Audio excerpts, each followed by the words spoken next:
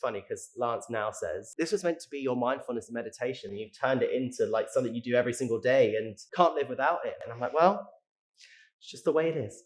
Hey everyone, it's Tom here. And today I'm going to show you how to make a crochet tulip.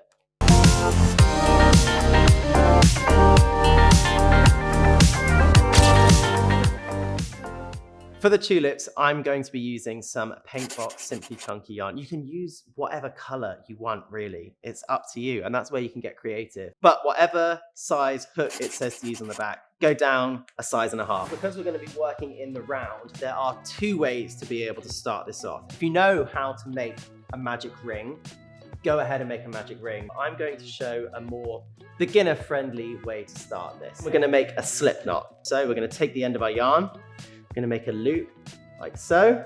Then we're going to fold that loop over the piece of yarn.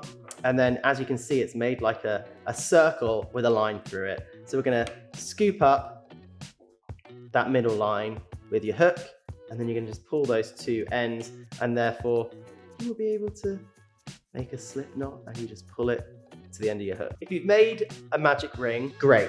I'll be with you very soon. But if you haven't, chain 4, and then we're going to slip stitch back into that very first chain. So you count back 4. And into that chain, we're going to put our hook and then pull through the yarn all the way through.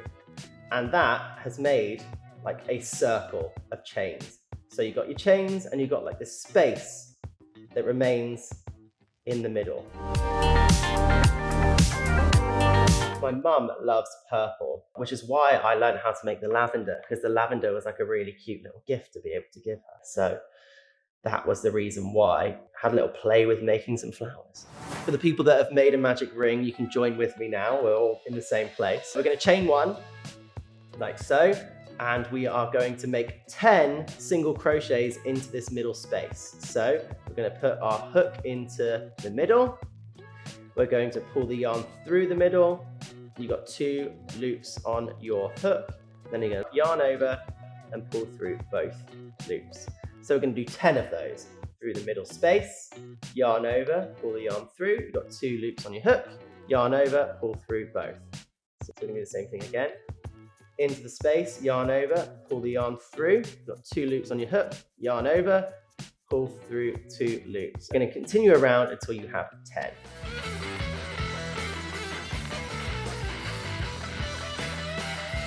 So now we've got to 10 stitches. What we're going to do is we're going to slip stitch into that stitch. So we're going to take our hook, go through both those bars that create that V, like so. We're going to put our yarn around and pull through all the way through both of those loops. And that's closed your little crochet circle. So the next round we're going to do, we're going to chain 1, and we're going to work 2 single crochets into every single one of these stitches around. So we're going to work our first one back into the same stitch that we just changed from. So we're going to go back into here, and we're going to go all the way through, pull the yarn through to have 2 loops on the hook, yarn over, pull through both. Into the same stitch that we were just working, we're going to do the same thing. We're going to put our hook through, pull the yarn through. You've got 2 loops on your hook, yarn over, pull through 2. So that's our first increase. And we're going to do that in every stitch all the way around. Hook through, yarn over, and then pull through both. That's a single crochet. And we're going to do 2 single crochets in every stitch all the way around. Coming up to the last stitch to work into. So again, we're going to do 2 single crochets in there. Again, we're going to close the round in the same way as we did before by putting our hook through the first stitch that we made in the round. We're going to pull the yarn through there and all the way through to close it. Then to work the next round, we're still going to be increasing, but not as often. We are going to chain 1. We are going to work 2 single crochets into the stitch that we just chained from. So again, 1 single crochet, 2 single crochet. But then in the next stitch, we're just going to do 1 single crochet. So the basic repeat all the way round is increase, then 1 single crochet, increase, 1 single crochet. And when I say increase, I mean 2 single crochets in the same stitch. We're going to keep doing that with next stitch being 2 single crochets, and then the next stitch, 1 single crochet, and 2 single crochets in the same stitch, and then 1 single crochet in the next. We're going to keep doing that all the way around, and you'll have 30 stitches in total. My coach said that I never sit still. I'm always on the go. I never learn to rest and recover. I always have to be doing something. It was actually my husband who said to me, why don't you try knitting? Because there's so many people on film sets that like to knit to pass the time. So I was like, you know what? I'll give it a go. And then in very me fashion, I decided to get all the yarn and be like, I'm going to do it. I'm going to make all these jumpers. And I found it very challenging at the start.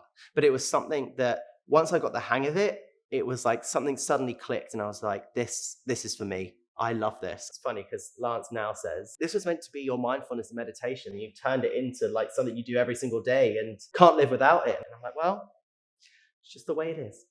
Now we're at the end of that round. We are going to slip stitch back into that first stitch that we made. We're going to slip stitch like this, and that's closed the round. Now it's going to get pretty easy because all we're going to do for every single round from here on out is a chain 1 and then single crochet in every stitch, because that is what is going to start shaping the tulip to come up rather than keeping going out. So we're going to just keep going with single crochets, 30 single crochets per round, and you can either count the single crochets or you can get a spare scrap of yarn and just lay it over the very beginning of the stitch.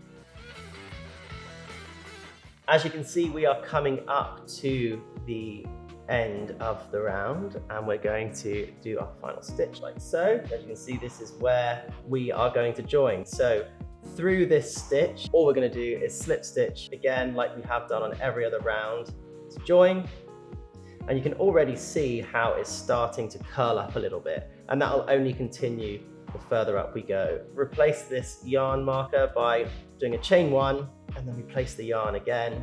And what we're going to do is, you guessed it, just like the round before, single crochet in every stitch around and slip stitch to join at the end of it. So you're now going to continue working single crochets in all 30 stitches around, slip stitching to join them, and you're going to do that for another 13 rounds. So you're going to be doing 17 rows in total, with 3 of them being the increase rounds and then 14 of just single crochets going around. So I'm just getting to the end now of the tulip. So I've got to do the final slip stitch to join. Once we've done that, what we're going to do is chain 1 and then leave quite a long tail. So we're going to be sewing things together. Pull it all the way through to fasten off, pull it tight.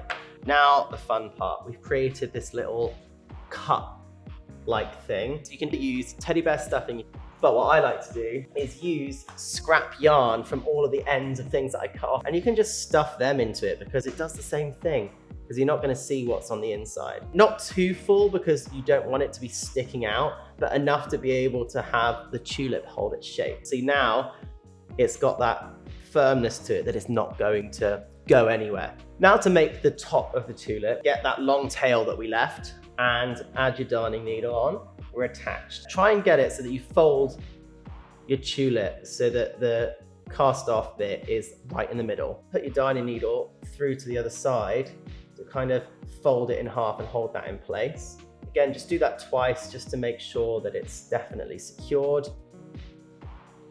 And then what we're going to do is fold it the other way. This is where you have to make sure that you put the right amount of yarn in so that it doesn't end up sticking out. Then fold your tulip. You're going to go through the underneath part where you've just sewn and then through to the exact opposite side. So it's kind of like folding it in half the other way now. Come around to this side and feed it through. Like so.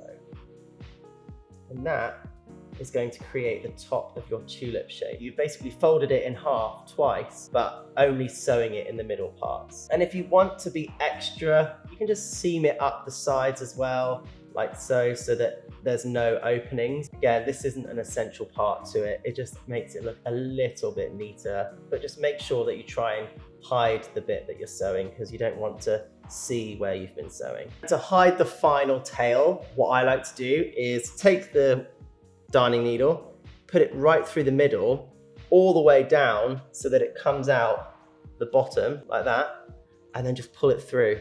And then that way it's hidden in there forever. And then you can just chop off your yarn. And there you have it. That's your little tulip. The next step that we're going to do is add the stem. For any flower that you're making, to be able to attach it to your stem, you're gonna need some glue.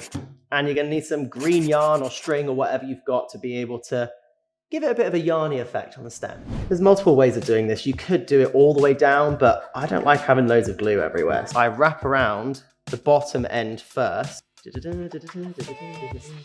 just hold it for a little bit of time and let it dry. And then all the way up to the very top. Once you get towards the top, snip the yarn a little bit so you've got a little bit of, makes it a bit easier to work with. And then you keep twisting all the way to the top. And then I like to add a little bit more PVA glue right to the top, but then it'll anchor it at the very top once you start twisting that yarn in. Once it's dry, you can snip that final end. And if you make loads of them, you can make a bouquet that will last forever.